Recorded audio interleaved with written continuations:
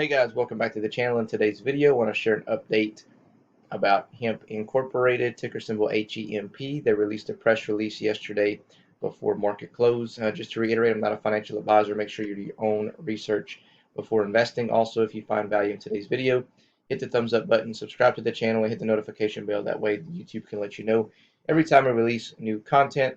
So let's go ahead and dive into it, guys. HEMP Inc. plans to expand massive expansion in Florida.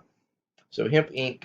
announced today that it plans to build numerous hemp growing and processing facilities on its Kins communities in Florida due to the booming hemp market estimate to surge $30 billion, according to Fox Business's Ashley Webster. Some are even calling it the crop of the future.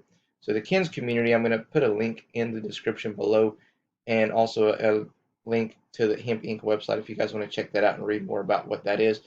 With over a decade of experience in growing, harvesting, and processing, selling industrial hemp, as well as having a strong foothold on the educational front with its hemp university, HEMP Inc. plans to be one of the and hopefully many dominant players in the Florida area that will help hemp farmers avoid a lot of pitfalls they faced in other states. According to HEMP Inc. executives, Florida's prime climate is right for hemp, so it's really just a matter of ensuring that there are proper processing facilities once the hemp has been harvested. So basically, the hemp farmers, once they harvest their crop, they have to have somewhere to go and process it, and they can take, take the hemp, and I believe it arrives in like a bale, and they could take the hemp stalks and they can turn them into fibers, which can be produced into textiles, to paper, to boat parts, to like all kind of different things. It's crazy. So let me just keep going. HEMP Inc. is in the initial stages of establishing hemp processing facilities, which have been a strong suit for the company given their success in other states. And the company plans on equipping Florida hemp farmers with the infrastructure they need to ensure the success of hemp in the state.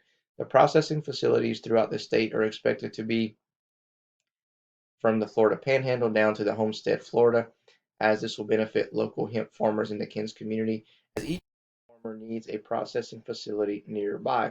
The Kins community will also be a great resource for people in the state and will boost Florida's hemp production once they are built out and fully operational. The foundations for now over 40 Kins communities in Florida have been set so far. Moreover, the company just added its brand to the King of Hemp product line, which already consists of Bubba Kush Hemp, CBD pre-rolls, fortified CBD pre-rolls, CBD and CBG caviar moon rocks, and diamonds, which are 96 to 98.7% CBD, the only product like this in the marketplace. So good news for hemp, guys. They just keep coming out with more and more great things, and I'm excited to see what earnings looks like here in the near future. So let's take a look at the charts and see what they're telling us. All right, guys, we're here on the 180-day, 4-hour time frame. And as you can see here, we've been selling off for roughly about a week. We had that initial pullback once we hit 4 cents and pulled back and just been kind of trading sideways. We did get a buy signal on the 4-hour yesterday before market close. So I'll have to just wait and see exactly if that was, if this is legit, or we're going to actually get a green candle and close above that green EMA line and get a confirmation candle and bust through that resistance level. Resistance level still at 0.0176. Support's going to be 0.013. And as you can see, we're still trading above that SMA line. That's a good sign.